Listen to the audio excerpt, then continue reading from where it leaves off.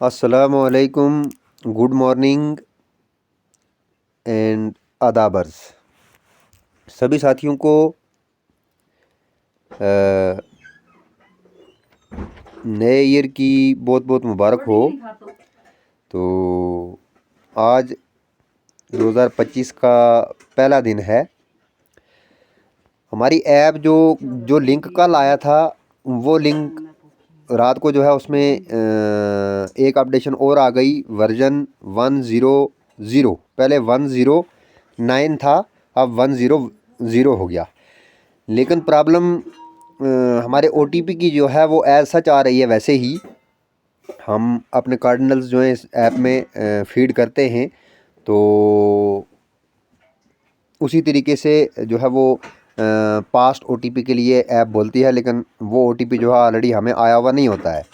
तो ये प्रॉब्लम सबके साथ चल रही है, इसमें घबराने की ज़रूरत नहीं है। वैसे भी अभी कुछ टाइम जो है हमें ऐप में इंट्रोडक्शन के साथ ही निकालना है। तो कुछ साथियों ने मेरे अकाउंट में जो है वो क्या किया था कि चैनल पे जो है अपडेट किया था कि थोड़ा सा जो है वो कॉलम नंबर आइटम नंबर 9 जो है उसके ऊपर थोड़ी सी डिस्कस की जाए। आइटम नंबर 10, 11, 12, 13 और 15, 14 और 15। तो इस सारे सिस्टम के ऊपर आज मैं डिस्कस करने जा रहा हूँ। तो सबसे पहले जो है वो आइटम नंबर 9, एम्प्लॉयमेंट स्टेटस। जैसे वहाँ पर हमारी मीटिंग हुई थी, उस मीटिंग में भी डिस्कस चली थी कि इंटरप्राइज जो है हम किसको कहेंगे कि ये एक बिजनेस है। तो यहाँ पर ये कहता है, if a person spends more than 6 months 185 days in any of the economic activities in a calendar year 1 January to 31 December 2024। तो 2024 का मतलब नहीं है किसी भी साल में। मतलब ये हो गया कि एक ऐसा आदमी जो पूरे साल में 185 दिन या 6 महीने तक जो है वो काम करता है और उस काम से उसको कुछ अर्निंग होती है, he is considered as employed. वो एम्प्लॉयड माना जाएगा, अदरवाइज अनएम्प्लॉयड। और अगर इससे कम है तो फिर वो अनएम्प्लॉयड माना जाएगा, यूजुअल स्टेटस। तो उसके बाद जो है इसकी आगे कुछ किस्में हैं, working in household enterprises, self employed, own account, work employer. तो working in household enterprise, ऐसा आदमी जो अपने घरेलू काम में इन्वॉल्व रहता है, रजिस्टर्ड इंटरप्राइज। तो वो जो है ओन अपना काम, मतलब अपने काम में रहता है वो, लेकिन उसका काम जो है वो रजिस्टर हो, तो वो भी जो है वो एम्प्लॉयर कहलाएगा। ठीक है जी। ऐसा आदमी working as helper in household enterprise, unpaid family worker. तो दूसरी किस्म इसकी आ गई बी। तो ये जब हम ऐप में जाएंगे तो वहाँ पर हमें जब एम्प्लॉयमेंट स्टेटस भरना है तो वहाँ की बात हो रही है। वर्किंग एज रेगुलर सैलरीड, ये हो गया उन लोगों के लिए जो एम्प्लॉई हैं, उनके लिए ये हो गया। तो देन हमारे पास आता है working as regular salaried wage employee in private sector. तो ऐसा आदमी कि जो बी, सी और डी दोनों जो हैं, और डी, ई भी, ये तीनों जो हैं ये ऐसे हैं कि ये एम्प्लॉयड लोगों के लिए आते हैं। चाहे वो एम्प्लॉई जो है वो किस्म वही हो गई कि 185 दिन से ज़्यादा जो आदमी काम करता है वो एम्प्लॉई है। तो इसमें जो है कैजुअल लेबरर्स जो हैं वो भी आ जाते हैं। उसके बाद ऐसे लोग कि जो किसी प्राइवेट सेक्टर में काम करते हैं लेकिन 185 दिन से ज़्यादा करते हैं, तो फिर ये वो लोग भी आ जाते हैं जो गवर्नमेंट सेक्टर में काम करते हैं और परमानेंट सैलरी लेते हैं। तो ये 3 किस्में आ गई।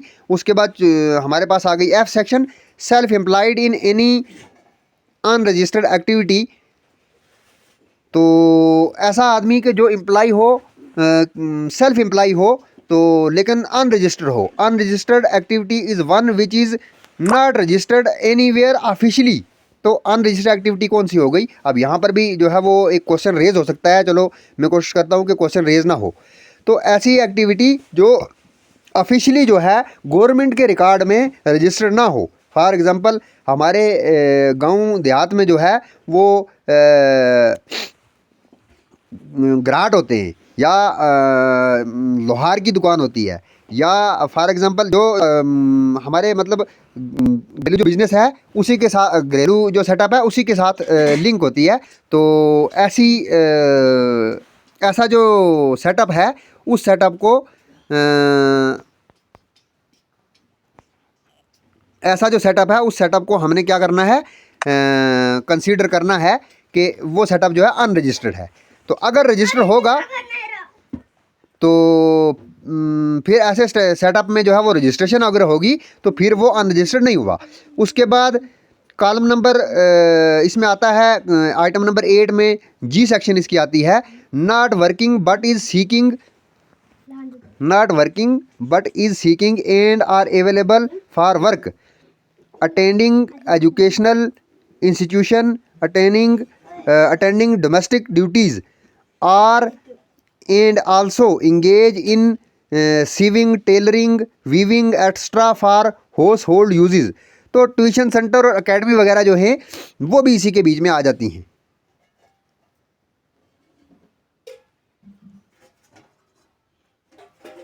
उसके बाद हमारे पास जो है वो जे सेक्शन आ जाती है। इसमें जे सेक्शन जो है वो हो गई पेंशनर्स के लिए, ठीक है जी, रेमिटेंस रेसिप्टेंट एक्सेट्रा, और a person living on income from property और इन्वेस्टमेंट, और ऐसा आदमी कि जो अपनी ज़िंदगी गुजारता हो किसके ऊपर, अपनी प्रॉपर्टी से उसको कोई रेंट वगैरह मिलता हो, या ऐसा आदमी कि जिसने कोई इन्वेस्टमेंट की हुई हो और कोई प्लान लिया हुआ हो, तो उसको जो है जैसे मिसाल के तौर पर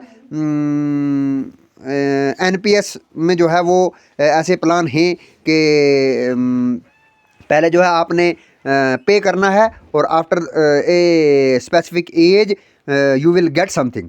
तो वो जो उस किस्म के जो लोग हैं वो उनके लिए जे सेक्शन है। उसके बाद not able to work due to deficiency, तो ऐसा आदमी कि जो डेफिशिएंसी की वजह से कोई डेफिशिएंसी है उसको, और वो क्या नहीं कर सकता, काम नहीं कर सकता। अदर इंक्लूडिंग बैगिंग, ये हो गई आई सेक्शन। तो अगर कोई बैगर है या कोई प्रोस्टिट्यूशन वगैरह की कैटेगरी है तो उसके लिए आई सेक्शन है।